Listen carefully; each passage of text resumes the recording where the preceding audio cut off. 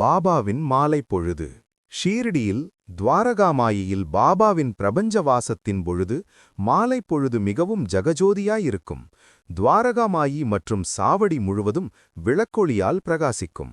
பாபாவிற்கு ஒரு காலத்தில் எண்ணெய் தர மறுத்த வியாபாரிகள் பாபா ஓர் அவதாரம் என்று அழிந்து கொண்டதும் காலையில் கடைகளைத் திறந்ததும் முதல் வேலையாக ஒரு பாத்திரம் முழுதும் எண்ணெயைக் கொண்டு வந்து துவாரகாமாயியில் உள்ள எண்ணெய்ப் பானையில் ஊற்றிவிட்டுச் செல்வதை வழக்கமாகக் கொண்டனர். எனவே பாபாவின் துவாரகாமாயியில் வெளிச்சத்திற்கு பஞ்சமே இல்லை. அப்துல், ராதாகிருஷ்ணமயி மற்றும் ஷீரடியிலேயே பிறந்து வளர்ந்து வரும் குழந்தைகள் பலரும் அகழ்விளக்குகளில் எண்ணெய் ஊற்றி திரியிட்டு தீபமேற்றி துவாரகாமாயி மற்றும் சாவடி எங்கும் மாலை வேளைகளில் ஏற்றி வைப்பர்.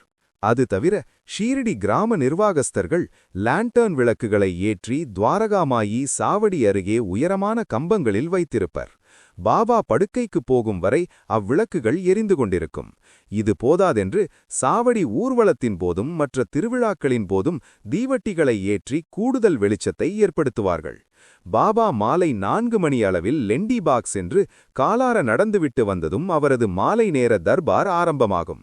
பக்தர்கள் பாபாவின் தரிசனத்தை பெற நீண்ட வரிசையில் காத்திருப்பார்கள்.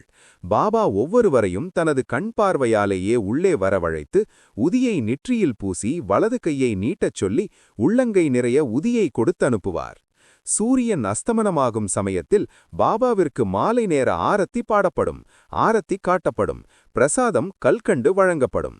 மாலை 6 மணிக்கு துவங்கிய உபன்யாசங்கள் இரவு 8 மணி வாக்கில் முடிவிற்கு வரும்.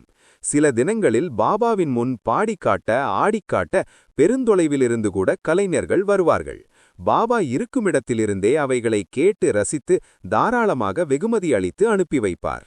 இரவு 8 மணி அளவில் ஷீரடி மக்கள், பக்கிரிகள், தொழுநோயாளிகள், பிச்சைக்காரர்கள் என பலரும் துவாரகாமாயி வாசலில் காத்திருப்பார்கள்.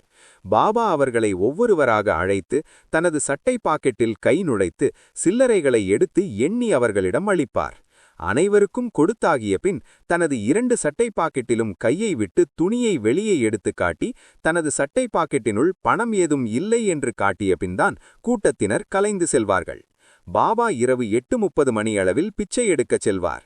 பிச்சை எடுத்து வந்த உணவில் சிறிது சாப்பிட்டுவிட்டு மீதத்தை ஒரு சட்டியில் கொட்டி துவாரகாமாயியின் ஒரு ஓரத்தில் வைத்து விடுவார். ஓய்விற்கு பின் இரவு 9:15 மணி அளவில் சிறிது நேரம் கழித்து உறங்க ஏற்பாடு செய்வார்.